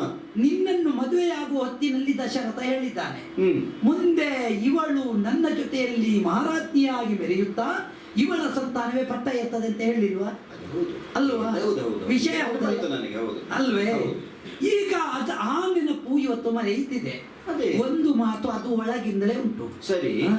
ಅದನ್ನು ಒಳಗೆ ಇಟ್ಟುಕೋ. ಆದೀತು, ಈ- ಹೇಳ್ಬಹುದು, ಆದ್ರೆ ಆ, ಅದು ಕೆಲವು ಬಾರಿ ಹಾಗೊಂದು ಉಂಟು. ಹಾ. ಈ ಮದುವೆ ಮಾಡುವಾಗೆಲ್ಲ 1,000 ಸುಳ್ಳು ಹೇಳಿ ಮಾಡಬಹುದು ಅಂತ ಹೇಳಿ ಅಲ್ವಾ? ನಾನು ಸುಮ್ಮನೆ ಹೇಳಿದ್ದು ಅಂತ ಹೇಳಿದ್ರೆ ತಪ್ಪುತ್ತದೆ ಅದು. ಹೌದು. ಆದ್ರೆ ಆಧಾರ ಭರಿತವಾಗಿಯೇ ಉಂಟು. ಯಾವುದು? ನಿನಗೆ ಗೊತ್ತಿಲ್ಲ, ಕೆಲವರಿಗೆ ಅವರವರ ಆಧಾರ ಗೊತ್ತೇ ಇರುವುದಿಲ್ಲ. ನಿನ್ನ ಆಧಾರ ನನ್ನ ಕೈಯಲ್ಲಿ ಉಂಟು. ಯಾವುದು ಅಂತ ಬೇಕಾ? ಹಿಂದೆ ನಿನಗೆ ವರವಾಗಿದ್ದ ಆಧಾರ. ಹಿಂದೆ ಆ ಶಂಬರಾಸುರ ತಿಮಿಧ್ವಜನನ್ನು ಕೊಲ್ಲುವುದಕ್ಕೆ ಬೇಕಾಗಿ ಹೌದು. ದಶರಥ ಹೋರಾಟ ಮಾಡಿದನ. ಹೌದು. ಅವನ ರಥದ ಕೀಳು ಜಾರಿತ. ಹೌದು. ನೀನು ಕೀಳಿದ್ದೆಯಾ? ಸರಿ. ಹೌದಾ? ಹೌದು. ಇದು ಕೀಳು ಇಡುವುದರಲ್ಲಿ ನೀನುಂಟಲ್ಲ. ಆದ್ರೆ ಅದು ಒಂದು ಊರಿನವರಿಗಲ್ಲ, ಗಂಡನಿಗೆ ಮಾತ್ರ. ಆ ಕೀಳು ಇವತ್ತು ಜಾರಲಿಲ್ಲ, ಹಾ. ಇವತ್ತು ಉಂಟು. ಯಾಕೆ ಇವ ಬದುಕಿದ್ದಾನೆ. ಹ್ಮ್. ಈ ಸಲ ನೀನು ಕೀಳು ಜಾರಿಸಬೇಕು. ಅವನ ಕೀಳು ಜಾರಿಸಬೇಕು. ನಿನ್ನನ್ನು ಕೀಳಾಗಿ ಕಂಡನಲ್ಲ, ಅವನಿಗೆ ಕೀಳಾದ ನೀನೇ ಮೇಲ್ಮೆಯನ್ನು ಮೆರೆಸಬೇಕು. ದಾರಿ ಉಂಟು. ನಿನಗೆ ಮೆಚ್ಚಿ ವರ 2 ಕೇಳು ಅಂತ ಹೇಳಿದನ. ಹೇಳಿದ್ದಾರೆ. ನೀನು ಕೇಳಿದ್ಯಾ ಇಷ್ಟರವರೆಗಾದ್ರು? ಅಲ್ಲ, ನಾನಾಗ ನೀವೇ ನನ್ನ ವರ, ಹಾಗಾಗಿ ಬೇರೆ ವರ ಬೇಡ ಅಂತ ಹೇಳಿದೆ. ಈಗ ಅದು ಬಿದ್ದು ಹೋಗುದಿಲ್ವಾ? ನಾಳೆ ಅವ ಸತ್ರೆ ಮೋಕ್ಷ ಸಿಗುತ್ತದ? ಅಲ್ಲಿ ಬರೆಯುವವ ಹೇಳಿದ್ರೆ ಇವನದ್ದು ಒಂದು ಬಾಕಿ ಉಂಟು, ಹೆಂಡತಿಗೆ ಕೇಳಿದ್ದನ್ನು ಕೊಡ್ಲಿಲ್ಲ ಅಂತ ಮೋಕ್ಷ ಸಿಗ್ತದ? ನೀನು ತಪ್ಪುವುದಿಲ್ಲ ಅಂತ ನಾನು ಎಚ್ಚರಿಸುವುದು. ಹೌದು. ಕೇಳಿದ್ರು ತಪ್ಪುವುದಿಲ್ಲ ಈಗ ಅಂತ. ನಾನು ನೀವೇ ನನ್ನ ವರ ಅಂತ ಹೇಳುವಾಗ ಹಾ. ಅವರು ನನಗೊಂದು ಮಾತು ಹೇಳಿದ್ರು. ನಾನು ಕೇವಲ ನಿನ್ನ ಗಂಡನಾಗಿ ಅಲ್ಲ, ಹಾ. ಅಯೋಧ್ಯೆಯ ಚಕ್ರವರ್ತಿಯಾಗಿ ನಿನಗೆ ಮೆಚ್ಚಿ ಕೊಡ್ತಾ ಇದ್ದೇನೆ, ಬೇಕಾದ್ದು ಕೇಳು. ನಾನು ಕೇಳಲಿಲ್ಲ. ಕೇಳಲಿಲ್ಲ. ಒಂದು ಮಾತು ಹೇಳಿದ್ದೆ, ಏನು? ಯದಾ ಇಚ್ಛೇಯಂ ತದಾ ವರವು ಗೃಹಿಣಿಯಂ. ಹಾ. ಯಾವಾಗ ನನಗೆ ಬೇಕು ಅಂತ ಆಗ್ತದೆ ಆವಾಗ ನಾನು ಕೇಳ್ತೇನೆ. ಆಯಿತಲ್ಲ, ಯಾವುದು? ಸಂದರ್ಭ ಬಂತಲ್ಲ, ಯಾವ ಸಂದರ್ಭ? ಈಗ ಕೇಳಬೇಕು ನೀನು.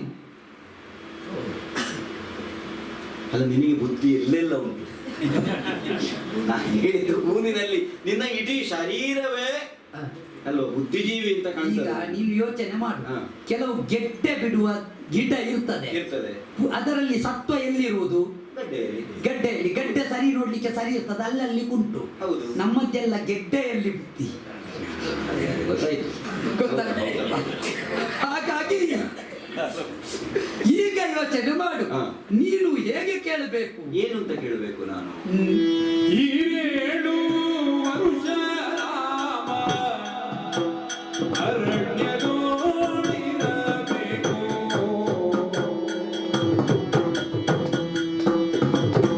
ಆರುಣಿಯ ಬಿಟ್ಟ ಪುತ್ರ ಭರತಗೀಯಬೇಕು. ಈರೇಳು ವರುಷ ರಾಮ ಅರಣ್ಯದೋಡಿರಬೇಕು.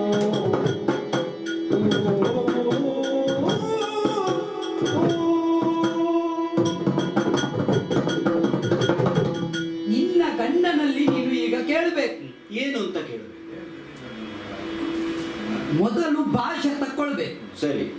ಭಾಷೆ ತಕ್ಕೊಂಡು ನೀವು ಕೇಳಿದ್ದನ್ನು ಕೊಡ್ತೇನೆ ಅಂತ ಹೇಳಬೇಕು ಅಂತ ಹೇಳಬೇಕು. ಒಂದನೇ ವರ ಒಂದನೆಯವರ ಭರತನಿಗೆ ಪಟ್ಟ. ಆಯ್ತಲ್ಲ. ಮುಗಿಯಲಿಲ್ಲ. ಅಲ್ಲ, ಒಂದೇ ವಾರದಲ್ಲಿ ಆಯ್ತಲ್ಲ. ಭರತನಿಗೆ ಪಟ್ಟ ಕೊಟ್ರೆ ಅವ ಇಲ್ಲಿ ಉಳಿಯುವುದಿಲ್ವಾ? ಆಗ್ತಾನೆ. ಪ್ರಜೆಗಳೆಲ್ಲ ಏನು ಹೇಳ್ತಾ ಇದ್ದಾರೆ? ಏನ್ ಹೇಳ್ತಾ ಇದ್ದಾರೆ? ರಾಮ ರಾಜನಾಗಬೇಕು, ರಾಮರಾಜ್ಯ ಆಗಬೇಕು ಅಂತ. ಹೌದಾ? ಹೇಳ್ತಾ ಇದ್ದಾರೆ. ನಾಳೆ ಇವ ಕೂತ್ರೆ ಇವ ಇದ್ರೆ ಹಾ. ಪ್ರಜೆಗಳು ಎದ್ರೆ, ಅದು ಹೌದು. ನಾಗರಿಕ ದಂಗೆ ಎದ್ರೆ ಏನು ಮಾಡ್ತಿ? ಭರತ ಕೆಳಗಿಳಿಯಬೇಕು, ರಾಮನೇ ಆಗಬೇಕು. ಆ. ಅವನೇ ನರೇಂದ್ರ ಅಂತ ಹೇಳಿದ್ರೆ ಕಷ್ಟ ಅಲ್ವಾ? ಇವ ನರೇಂದ್ರ ಆಗಬೇಕು ಅಂತಿದ್ರೆ ಆ ನರೇಂದ್ರನು ನಿನಗೆ ಕೊಟ್ಟ ಮಾತು, ಮತ್ತೆ ನರೇಂದ್ರ ಒಂದು ಮಾತು ಕೊಟ್ರೆ ಉಂಟಲ್ಲ, ಮತ್ತೆ ಹಿಂದೆ ತಗೊಳ್ಳುವ ಕ್ರಮವೇ ಇಲ್ಲ. ನನಗೆ ನೆನಪಿರ್ಲಿಲ್ಲ ಅಷ್ಟು. ಅದನ್ನು ನೀನು ನೆನಪಿಸಬೇಕು. ಅದಕ್ಕೆ ಬೇಕಾಗಿ ರಾಮನಿಗೆ 14 ವರ್ಷ ವನವಾಸ. ಹೆಚ್ಚಾಯ್ತು ಅಂತ. ಯಾಕೆ ಬೇಕಷ್ಟು ವರ್ಷ? 12 ವರ್ಷ. ಒಂದು 2 ಕಾರಣ ಉಂಟು. ಒಬ್ಬ 12 ವರ್ಷ ಊರಿನಿಂದ ಹೊರಗೆ ಇದ್ರೆ ಮತ್ತೆ ಒಳಗೆ ಬರ್ಲಿಕ್ಕಿಲ್ಲ ಅಂತ ಉಂಟು. ಈ ಘಟಶ್ರಾದ್ದ ಮಾಡಬಹುದು ಅಂತ ಹೇಳ್ತಾರೆ. ಅಲ್ವಾ? ಅದರಲ್ಲಿಯೂ ಮತ್ತೆ ಕೇಳುವ ಅಧಿಕಾರ ಬರುವುದಿಲ್ಲ ಅವನಿಗೆ. 12 ವರ್ಷ ಹೊರಗೆ ಹೋದ, ಅಲ್ಲಿಗೆ ಅವನದ್ದು ಮುಗಿಯುತ್ತದೆ. ಇನ್ನೊಂದು, ಒಬ್ಬ ಅಧಿಕಾರದಲ್ಲಿ ಕೂತುಕೊಳ್ಳುವಾಗ ಮಾತ್ರ ಬೊಬ್ಬೆ ಹಾಕುವುದು. ಅವನೇ ಬೇಕು, ಅವನೇ ಬೇಕು. ಎಲ್ಲಿವರೆಗೆ ಅಂದ್ರೆ ಸಂತಾನ ಸಮೇತ ಬೊಬ್ಬೆ ಹಾಕುವುದು. ಇವನ ಇಳಿದು ಕೆಲವು ಸಮಯ ಆದ್ರೆ ಕೂತುಕೊಂಡವ ಸರಿ ಇದ್ರೆ ಯಾರ ಸುದ್ದಿಯೂ ಇರುವುದಿಲ್ಲ. ಮತ್ತೆ ಅವರದ್ದು ನೆನಪಿರುವುದಿಲ್ಲ, ನೆನಪೇ ಇರುವುದಿಲ್ಲ. ಇವ ಒಂದು 14 ವರ್ಷದಲ್ಲಿ ಭರತ ನಿನ್ನ ನನ್ನ ಅಡಿಯಲ್ಲಿ ಒಂದು ಇದ್ರೆ ಯೋಚನೆ ಮಾಡುವ ಎಂತ ಅಧಿಕಾರ ಕೊಡ್ಬೋದು. ನಾವಿಬ್ರು ಹೇಳಿದ ಹಾಗೆ ಭರತ ಕೇಳಿಕೊಂಡಿದ್ರೆ ಮತ್ತೆ ಈ ದೇಶ ಏನಾದೀತು ಹೇಳಲಿಕ್ಕೆ ಸಾಧ್ಯ ಇಲ್ಲ. ಹೌದಾ?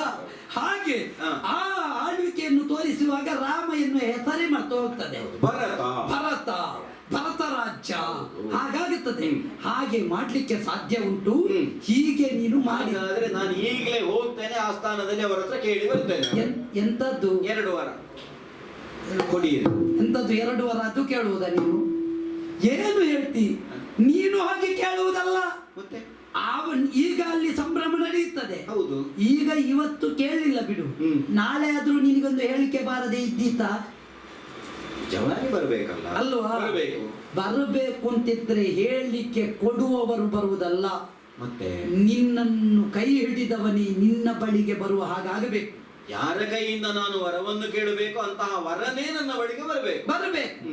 ಅವ ಬರುವಾಗ ನಾನು ನೀನು ಶೃಂಗಾರ ಮಾಡಿಕೊಂಡಿರುವುದಲ್ಲ, ಬಟ್ಟೆ ತೆಗೆ. ಎಂತದ್ದು ಚಿ? ನಿನಗೆ ಮದುವೆ ಆಗಿದ? ಇಲ್ಲ. ಮತ್ತೆ ಈ ಬಟ್ಟೆ ತೆಗೆ. ಹಾಗೆ ಆ ಇಷ್ಟು ಚಂದದ ಬಟ್ಟೆ ಉಟ್ಟುಕೊಂಡು ಇದು ಬೇಡ ಅಂತ ಇದು ಸರಿ ಅರ್ಥ ಆಗುವಾಗ ಹೇಳುವಾಗ ನೀನು ನೀನು ಗಡ್ಡ ಬರ್ತಾನೆ ನಾಳೆ ಬಟ್ಟೆ ತೆಗಿ ಬಟ್ಟೆ ಸೀರೆ ಉಟ್ಟುಕೊಂಡು ದುಃಖರಸ ತೋರಿಸಿದ್ರೆ ಆದೀತ? ಈಗ ಯಾವ ನನ್ನ ಹತ್ರ ಹಳೆ ಸೀರೆಯೇ ಇಲ್ಲ.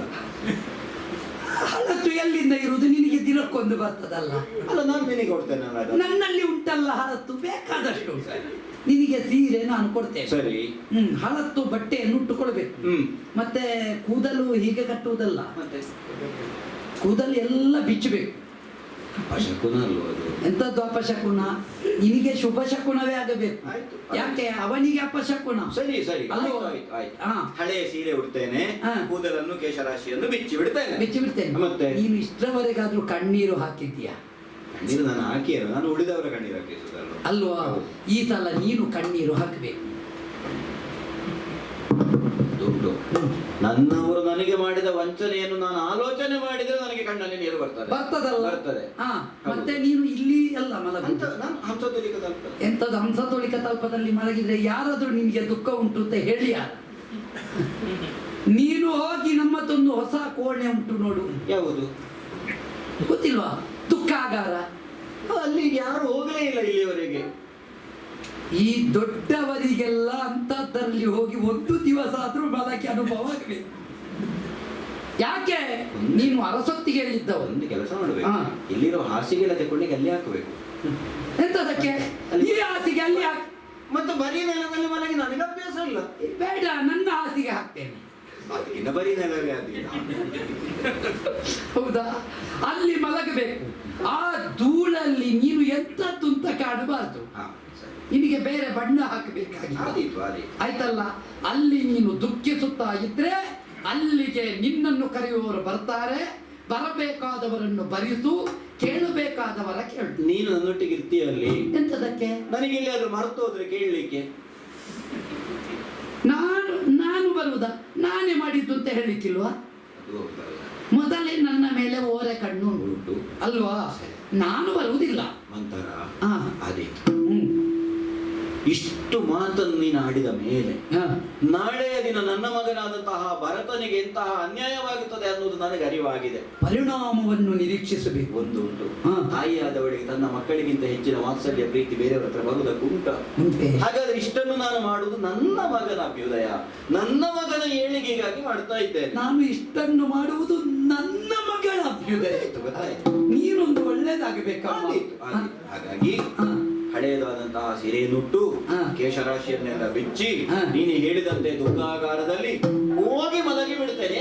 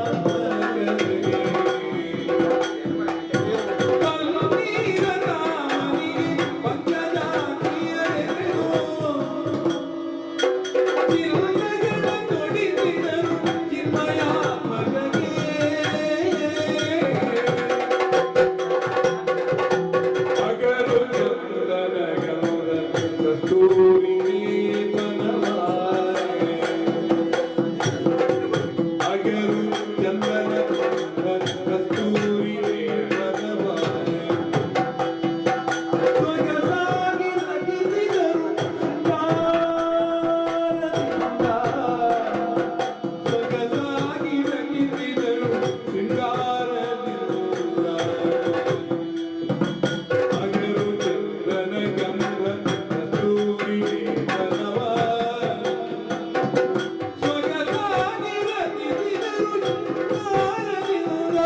ಶೃಂಗಾರದಿಂದ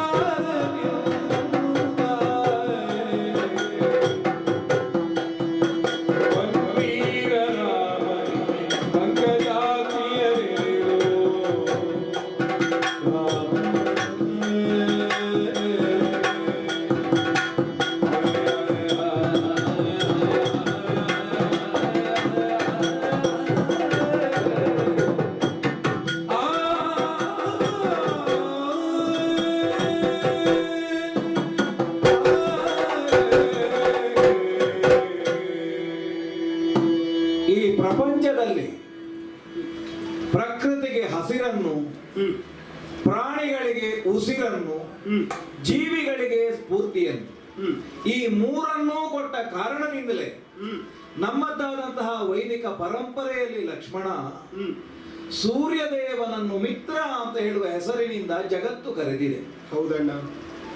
ಅಂತಹ ಮಿತ್ರನ ಪ್ರಖರವಾದ, ಪ್ರಬಲವಾದ ಅಥವಾ ಉಜ್ವಲವಾದ ಈ ಕಿರಣವನ್ನು ತಾಳಿಕೊಳ್ಳುವಂತಹ ಸಾಮರ್ಥ್ಯ ಬಹುಶಃ ಈ ಭೌಮ ಮಂಡಲದಲ್ಲಿ ಮತ್ತೆ ಯಾವುದೇ ಜೀವಿಗೂ ಇರಲಾರದು ಎನ್ನುವ ಕಾರಣಕ್ಕಾಗಿ ಆ ಸೂರ್ಯನ ಕಿರಣವನ್ನೇ ತನ್ನಲ್ಲಿ ಪ್ರತಿಬಿಂಬಿಸಿಕೊಂಡು ಪ್ರಶಾಂತವಾಗಿಸಿ ಚಂದ್ರಮನು ಈ ಧರೆಯ ಮೇಲೆ ಚೆಲ್ಲಿ ಶಶಾಂಕನೆಂದು, ಓಷಧೀಶನೆಂದು, ತಂಬಿಗರನೆಂದು ಹೆಸರನ್ನು ಪಡೆದಿದ್ದಾನೆ. ಇದನ್ನು ನಾನು ಯಾಕೆ ನೆನಪಿಸಿದೆ ಗೊತ್ತು? ಯಾಕಣ್ಣ? ನಮ್ಮ ಈ ಸೂರ್ಯ ವಂಶದಲ್ಲಿ ನಮ್ಮ ತಂದೆಯವರಾದಂತಹ ದಶರಥ ಚಕ್ರವರ್ತಿಗಳವರೆಗೆ ಇನಕುಲ ವಾರಿದಿಗೆ ಪ್ರತಿಚಂದ್ರಮರು ಎನ್ನುವಂತಹ ಬಿರುದನ್ನೇ ಧರಿಸಿಕೊಂಡು ಬಂದಿದ್ದಾರೆ. ಇವತ್ತಿನ ಈ ಸಂಭ್ರಮ, ನಾನು ಪಟ್ಟ ಏರುವಂತಹ ಈ ಒಂದು ಉಲ್ಲಾಸ, ಇದೆಲ್ಲವೂ ಇರುವಾಗ ನನಗೆ ಈ ಪ್ರಜ್ಞೆ ಜಾಗೃತವಾಗಿ ಬಂದದ್ದು. ಯಾಕಂದ್ರೆ ನಾನು ಏರುವ ಎತ್ತರ, ನಾನು ಏರಿ ಆಳುವಂತಹ ಈ ಒಂದು ಪರಂಪರೆಯಿಂದ ಬಂದಂತಹ ಈ ಪೀಠದ ಮರ್ಯಾದೆ ಎನ್ನುವುದೇನುಂಟು, ಇದು ದೊಡ್ಡ ಹೊಣೆ ತಮ್ಮ ನನಗೆ. ಹಾಗಾಗಿ ಪನ್ನೀರನ್ನು ನನ್ನ ಮೇಲೆ ಚಿಮುಕಿಸ್ತಾ ಇದ್ದಾರೆ. ಒಂದೊಂದೇ ಮೆಟ್ಟಿಲನ್ನು ನಾನು ಇನ್ನು ಏರಬೇಕಾದಂತಹ ಸಂದರ್ಭ. 18 ಮೆಟ್ಟಿಲನ್ನು ನಾನು ಏರಬೇಕು ತಮ್ಮ. ಯಾಕೆ 18 ಮೆಟ್ಟಿಲು? ಯಾಕೆ? ಅದು ಸಿಂಹಾಸನ. ಒಂದು ಸಿಂಹಾಸನ ಅಂತ ಆಗಬೇಕಿದ್ರೆ ಅದಕ್ಕೆ 18 ಮೆಟ್ಟಿಲು ಬೇಕು. ಓಹೋ. 18 ಮೆಟ್ಟಿಲನ್ನು ಏರಿದ್ರೆ ಮಾತ್ರ ಸನ್ನಿಧಾನವನ್ನು ಮುಟ್ಟುವುದಕ್ಕೆ ಸಾಧ್ಯ. 18 ಮೆಟ್ಟಿಲು ಅಂತ ಹೇಳಿದ ಮೇಲೆ 18 ತತ್ವಗಳು ಇರಬೇಕು. ಅದು ನಿನಗೂ ಗೊತ್ತಿದೆ. ಹಾಗಾದರೆ 15 ಜಡಬೇಲಿಗಳು ಎನ್ನುವಂತಹ ಯಾವ ಪ್ರಕೃತಿಯಿಂದ ಆವೃತವಾದ ಜಡ ಬೇಲಿಗಳೆನ್ನುವುದುಂಟು, ಇದರಿಂದ ಆವೃತವಾದಂತಹ ಈ ಶರೀರದ ಒಳಗಿರುವುದು ಜೀವಾತ್ಮ. ಅದು 16ನೇ. ಆ ಜೀವನ ಒಳಗೆ ಅಂತರ್ಯಾಮಿಯಾಗಿರುವಂತಹ ಆತ್ಮನೇ ಪರಮಾತ್ಮ. ಅವ ನಮ್ಮ ಬಂಧನವನ್ನು ಬಿಡುಗಡೆ ಮಾಡುವವ. ಹಾಗಾಗಿ 15ರಿಂದ ಜೀವ 16, ಅದರೊಳಗಿರುವ ಜೀವಾತ್ಮ 17, ಅದನ್ನು ಬಿಡುಗಡೆಗೊಳಿಸುವ ಭಗವಂತ 18. ಇದು ತತ್ವ. ಹಾಗಾದ್ರೆ ರಾಜ ಪ್ರತ್ಯಕ್ಷ ದೇವತಾ ಅಂತ ಆಗಬೇಕು.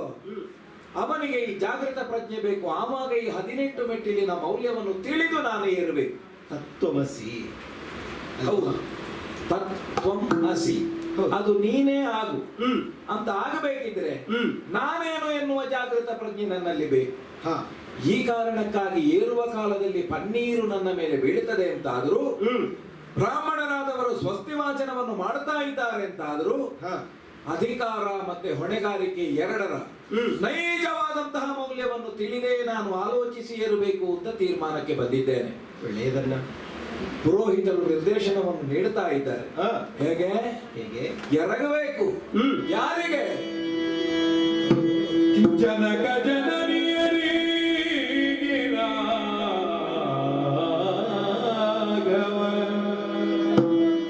ಘನತರದಿ ಕೈ ಮುಗಿದು ವಂದಿಸಿಕೊಂಡಿದ್ದೇನೆ. ತಮ್ಮಯ್ಯ ಮನೆಯ ದೈವವ ಬೇಡಿ. ಓ ರಂಗನಾಥ ಸ್ವಾಮಿ, ಅನುಗ್ರಹವನ್ನು ಮಾಡು. ಗುರು ಹಿರಿಯರಿಗೆ ದನಿವಾಗಿ ಶ್ರೀ ಗುರುಭ್ಯೋ ನಮಃ. ನೆನೆಸಿ ಪೊಡಮಂಟನು ಸುಮಿತ್ರೆಗೆ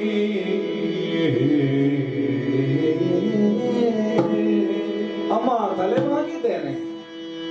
ನೆನೆಸಿ ಪೊಡಮಂಟನು ಸುಮಿತ್ರೆಗೆ ಜನನಿ ಕೈಗೆ ಕಾಣವಿರೇ ಲಕ್ಷ್ಮಣನ ಗಾಣುತ್ತ ತಂದೆ ದಶರಥರಾಯಗಿಂತೆಂದಾಗ ಜನನಿ ಕೈಗೆ ಕಾಣವಿರೆ ಲಕ್ಷ್ಮಣನ ಕಾಣುತ್ತ ತಂದೆ ದಶರಥರಾಯಗಿಂತೆಂದಾಗ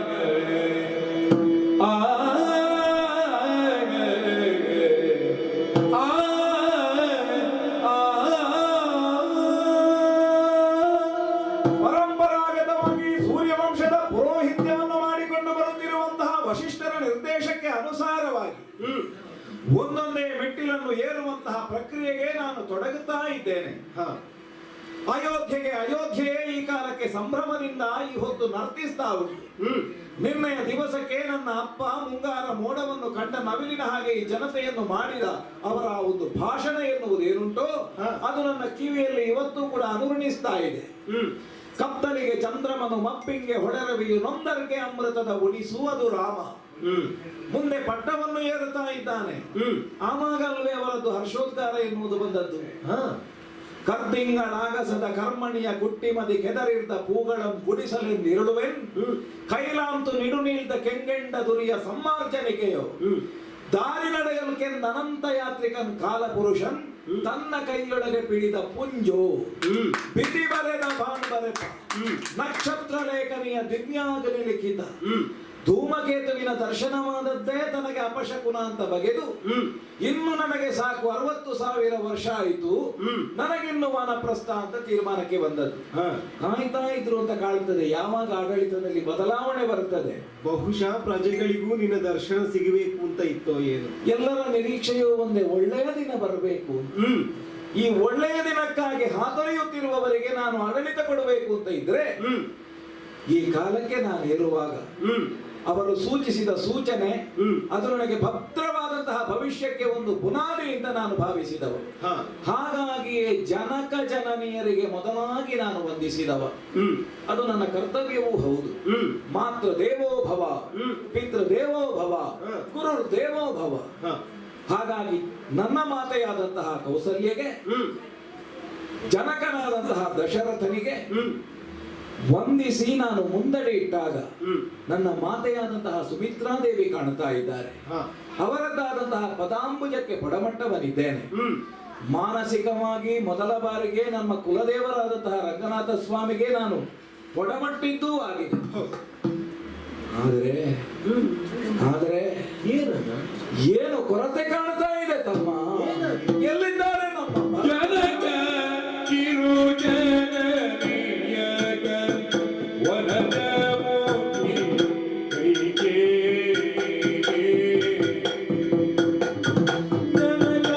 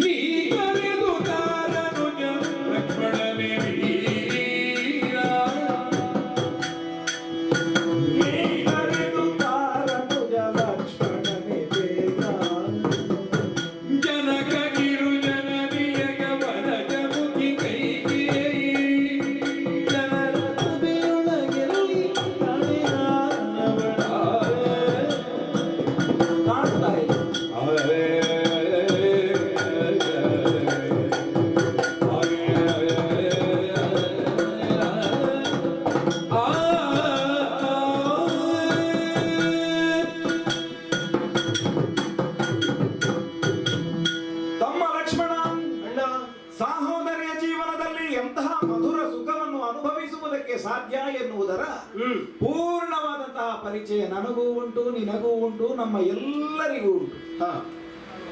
ತಂದೆ ತಾಯಿಯ ಜೊತೆಯಲ್ಲಿ ಎಂತಹ ಒಂದು ಸುಖವನ್ನು, ಮಧುರವಾದಂತಹ ಬಾಂಧವ್ಯವನ್ನು ಹೊಂದಿ ಕೌಟುಂಬಿಕವಾದಂತಹ ವ್ಯವಹಾರದಲ್ಲಿ ನಮ್ಮನ್ನು ನಾವು ತೊಡಗಿಸಿಕೊಂಡಂತಹ ಬಗೆ ಪ್ರಪಂಚಕ್ಕೆ ಆದರ್ಶ ಅದು. 2 ತೊಟ್ಟಿಲಲ್ಲಿ 4 ಮಕ್ಕಳು ನಾವು ಬೆಳೆದವರು. 3 ತಾಯಂದಿರು ಅಂತ ಆದರೂ ಕೂಡ ನಮಗೆ ಯಾವುದೇ ಭೇದವನ್ನು ನಾವು ಕಂಡವರಲ್ಲ. ಇಲ್ಲ. ಹಾಗಾದರೆ ಇಂತಹ ವ್ಯವಸ್ಥೆಯ ಒಳಗೆ ಬದುಕಿದಂತಹ ನಮಗೆ ಒಂದು ಸಣ್ಣ ಕೊರತೆಯು ಕೂಡ ಎದ್ದು ಕಾಣುವುದರಲ್ಲಿ ಏನು ತಪ್ಪು ತಮ್ಮ? ಗಮನಿಸಬೇಕಿತ್ತು. ನಾನೇ ಇದನ್ನು ಗಮನಿಸುವ ಹಾಗಾಯ್ತಲ್ಲ ಅಂತ ನನಗೆ ದುಃಖ. ಯಾವುದಣ್ಣ? ಎಲ್ಲಿದ್ದಾರೆ ನಮ್ಮಮ್ಮ? ಎಲ್ಲಿದ್ದಾರೆ ನಮ್ಮ ಕೈಕಾ ಮಾತೆ? ನೀ ಅದರ ಬಗ್ಗೆ ಮಾತಾಡ್ತಾ ಇರುವುದ ನೀನು? ಬೇಕಲ್ಲ, ಇವತ್ತು ಕೊರತೆಯಾಗಿ ಕಾಣ್ತಾ ಉಂಟು. ಎಲ್ಲರಿಗೂ ಕೈ ಮುಗಿಯುವಾಗ ಈ ಮಾತೆ ಕಾಣ್ತಾ ಇಲ್ಲ. ಅವರ ಪದಾರವಿಂದಕ್ಕಾಗಿ ನಾನು ಹಾತೊರೆಯುತ್ತಾ ಇದ್ದೆ ಅಂತಾದ್ರೆ ಚಾದಗೆ ಹಾಗೆ ಬಾಯಾರಿ ಅವರು ಎಲ್ಲಿದ್ದಾರೆ ಅಂತ ಕಾಣಬೇಕಿದ್ರೆ ಅವರು ಕಾಣ್ತಾ ಇಲ್ಲಲ್ಲ ತಮ್ಮ. ಅಣ್ಣ, ನೀನಿಷ್ಟು ಗೊಂದಲವನ್ನು ಮಾಡಿಕೊಳ್ಳಬೇಕಾದಂತಹ ಅವಶ್ಯಕತೆ ಬರುವುದಿಲ್ಲ. ಯಾಕೆ ಗೊತ್ತಾ? ಈ ಮನೆಯ ಹೆಂಗಸರು, ಮನೆಯ ಬಗೆಗೆ ಹೆಚ್ಚು ಗಮನ ಕೊಡುವ ಹೆಂಗಸರ ಬಗ್ಗೆ ನಾವು ಆಲೋಚನೆಯನ್ನು ಮಾಡಿದೆ ಉಂಟಾದ್ರೆ ಅವರದೊಂದು ವ್ಯವಸ್ಥೆ ಇರ್ತದೆ. ಹೇಗೆ? ಮನೆಗೆ ಆಗಬೇಕಾದ ಅವತ್ತಿನ ಕಾರ್ಯಕ್ರಮಕ್ಕೆ ಬೆಳಗ್ಗಿಂದಲೇ ದುಡಿಯುತ್ತಾರೆ. ದುಡಿಯುವುದಕ್ಕೆ ತೊಡಗಿದ್ರು ಉಂಟಾದ್ರೆ ಆ ಕಾರ್ಯಕ್ರಮಕ್ಕೆ ಆಗುವ ಹೊತ್ತಿಗೆ ಅವರಿಗೆ ಬರ್ಲಿಕ್ಕೆ ಆಗುವುದಿಲ್ಲ. ಆ ಹೊತ್ತಿನವರೆಗೆ ತೊಡಗಿಸಿಕೊಂಡ ಅವರು ತಮ್ಮ ಸಿದ್ಧತೆಗಾಗಿ, ತಮ್ಮ ಹೊರಡುವಿಕೆಗಾಗಿ ಅದರ ಸಿದ್ಧತೆಯಲ್ಲೇ ಇರ್ತಾರೆ. ಬಹುಶಃ ಹೀಗೆ ಏನೋ ಆಗಿರಬೇಕು. ಇಷ್ಟು ಹೊತ್ತಿನವರೆಗೆ ಇಲ್ಲೇ ಇದ್ದಿರಬಹುದು. ಏನೋ ಒಂದು ಸಮಸ್ಯೆ ಆಯಿತು, ಇನ್ನು ಹೊರಟು ಬರೋಣ, ಸರಿಯಾದ ಸಮಯಕ್ಕೆ ಬರೋಣ ಎನ್ನುವಂತಹ ತವಕ ಅವರಲ್ಲಿಯೂ ಇದ್ದಿತ್ತು. ಹಾಗೆ ಹೋಗಿರ್ಬೇಕು. ಬರ್ತಾರೆ ಅಣ್ಣ, ಅದಕ್ಕೆ ನಾವು ಅಷ್ಟೊಂದು ಗೊಂದಲ ಮಾಡಿಕೊಳ್ಳುವುದು ಯಾಕೆ ತಮ್ಮ? ಹೇಳುವುದಕ್ಕೆ ಬಹಳ ಸರಳ, ಸುಲಭ. ಆದ್ರೆ ಹಾಗಾಗುವುದಿಲ್ಲ. ಅದು ಅಂದ್ರೆ ಮನೆಯಲ್ಲಿ ಯಾರು ಈ ಕಾರ್ಯಕ್ರಮವನ್ನು ನಿಂತು ಮಾಡಬೇಕು ಅಂತವರು ಏನೇ ಇದ್ರೂ ಕೂಡ ಈ ಸುಮುಹೂರ್ತಕ್ಕಾಗುವಾಗಾದ್ರೂ ಹೊರಗೆ ಬರಬೇಕು. ಎಲ್ಲಿದ್ದಾರೆ ಅಂತ ನಾವು ಕರೀತೇವೆ ಅಂತವರನ್ನು.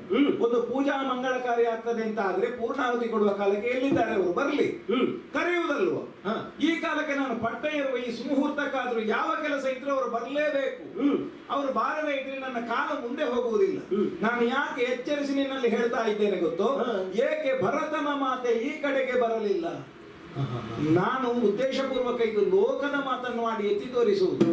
ನಾಳೆ ನೋಡುವ ಕಣ್ಣು ಏನು ಹೇಳ್ತದೆ ಗೊತ್ತೋ? ಎಲ್ಲ ಬಂದಿದ್ರು, ಭರತನ ಮಾತೆ ಬರಲಿಲ್ಲ ಅಂತ. ನಾನು ಭರತನ ಮಾತೆ ಅಂತ ಪ್ರತ್ಯೇಕ ಹೇಳುವುದಲ್ಲ, ಇದು ಲೋಕದ ಮಾತನ್ನು ಪರೋಕ್ಷವಾಗಿ ನಾನು ಆಡುವುದು. ಈಗ ನಾಳೆಯ ದಿವಸ ಇದು ಪ್ರಶ್ನೆ ಆಗ್ತದೆ ತಮ್ಮ. ಏನೋ ಅವರೊಳಗೆ ಏನೋ ಒಂದು ಕಲಹ ಇರಬೇಕು ಅಥವಾ ಏನೋ ಕೌಟುಂಬಿಕವಾದ ಸಮಸ್ಯೆ ಇರಬೇಕು. ಇದಕ್ಕೆ ನಾವು ಅವಕಾಶ ಮಾಡಿಕೊಡುವ ಹಾಗಿಲ್ಲ. ಹಾಗಾಗಿ ತಂದೆಯ ಮುಖ ನಾನು ನೋಡಿದೆ ಅಂತ ಆದ್ರೆ ಅವರು ಇದೇ ಉತ್ತರವನ್ನು ಕೊಡ್ತಾ ಇದ್ದಾರೆ. ಅವರ ಮಾತಿಗೆ ಧ್ವನಿಯಾಗಿ ನೀನು ನನಗೆ ಸಮಾಧಾನ ಮಾಡುವುದಕ್ಕಾಗಿ ಹೀಗೆ ಹೇಳ್ತಿ ಅಂತ ಆದ್ರೆ ನಾನು ಅದಕ್ಕೆ ಒಪ್ಪಲಾರೆ. ಹಾಗಾಗಿ ಹೇಳ್ತಾ ಇದ್ದೇನೆ ತಮ್ಮ, ಇದು ನಿನಗೆ ಅಣತಿ. ಅತಿ ಶೀಘ್ರದಲ್ಲಿ ಯಾಕೆ ಅವರು ಬರಲಿಲ್ಲ ಇದನ್ನು ತಿಳಿದು ನೀನು ಬರಬೇಕು. ಅದು ಹೊರತಾಗಿ ನಾನು ಪಟ್ಟಕ್ಕೆ ಏರುವುದಿಲ್ಲ. ಎಚ್ಚರ ಇರಲಿ, ಬೇಗ ಹೋಗಿ ಬರಬೇಕು ತಮ್ಮ. ಅಣ್ಣ, ನಿನ್ನ ಆಜ್ಞೆಯೇ ನನಗೆ ಶಿರೋಧಾರ್ಯವಾದದ್ದು. ಯಾವ ಕಾರಣಕ್ಕೂ ಅದನ್ನು ನಾ ಮೀರಿ ವ್ಯವಹರಿಸುವುದಕ್ಕೆ ಇದ್ದವನು ಅಲ್ಲ. ನೆರಳಾಗಿ ನಿನ್ನ ಜೊತೆಯಾಗಿ ಸಾಗುವುದು, ನಿನ್ನ ಜೊತೆಯಾಗಿ ಇರಬೇಕು ಅಂತ ಬಯಸುವುದು. ಹಾಗಿರುವಾಗ ನಿನ್ನ ಆಜ್ಞೆಗಳೇ ನನಗೆ ಅಣ್ಣನೇ ಅಲ್ವೇ? ಹಾಗಿರುವಾಗ ಆ ಕಡೆಗಾಗಿ ಸಾಗಿ ಮಾತೆಯನ್ನು ಕಂಡು ಆದಷ್ಟು ಬೇಗವಾಗಿ ಕರೆದಿರ್ತೇನೆ. ಬೇಗ ಬಾ.